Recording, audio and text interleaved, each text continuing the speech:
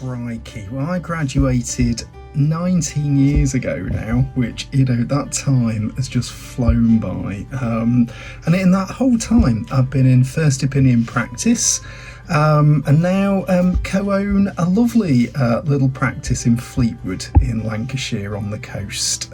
So co-own it with my wife and I. Treat all sorts of small furry animals, tiny bit of exotics as well, but we are very lucky to have an exotic specialist just down the road. So if there's anything that's just that little bit out there, we can send them down there, which is absolutely fantastic. Vet work is a fantastic career, isn't it? I mean, it's just been wonderful to have done it for this length of time.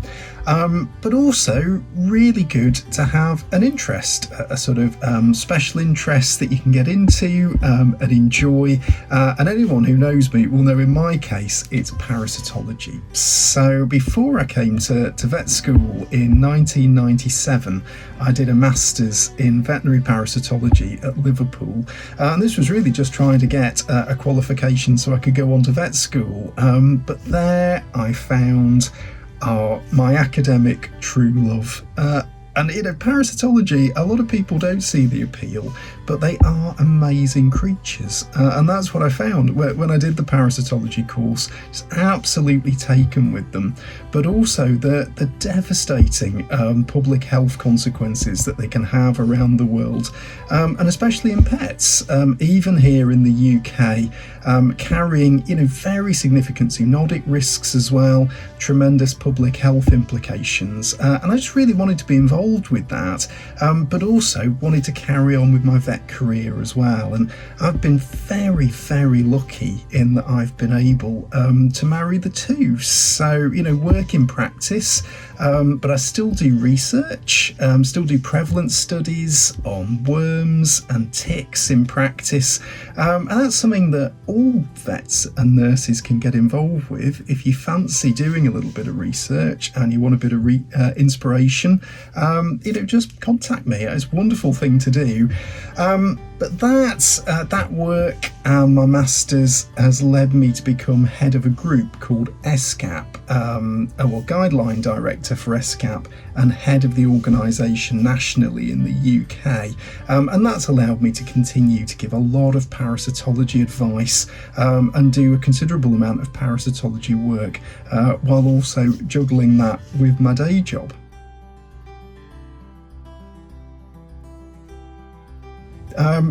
But these sort of specialties and interests have also led me to do some work for Vetlexicon. So largely, it'd be no surprise, parasite based, mostly vector-borne, particularly tick-borne pathogens are a real concern at the moment. They're spreading around the world, increasing their range and distribution, climate change, forestation, and increased movement of people and pets as well, has allowed them to really expand their range.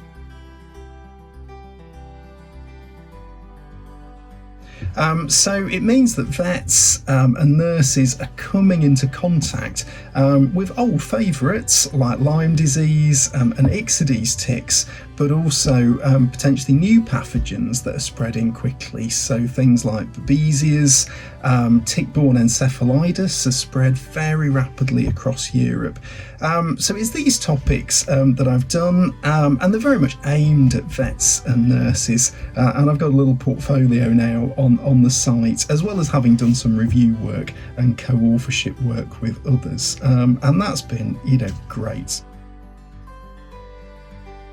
Vetlexicon seems to have been around, certainly seems to have been around as long as I have in the veterinary industry. Very well known, tremendous resource for vets and nurses if they have worries about particular cases or a subject perhaps they need a refresher on or need more information on.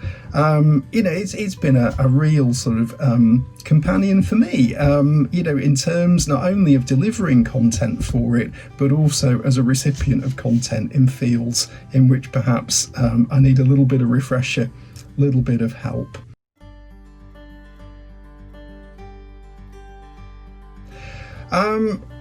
I've seen some strange stuff over the years. I think perhaps one of my favourites was a worm that I was sent. I get all sorts as a parasitologist sent in the post to me.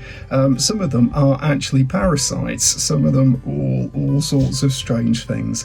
I was sent a worm that had been removed from a dog that was imported from Corfu into the UK, completely healthy, but then it had a castrate. It was castrated, part of its routine health care, and when the vet made a pre-scrotal incision, this 14 centimetre worm crawled out, and really quite impressive. I imagine that really, well, I don't know, either horrified them or made their day.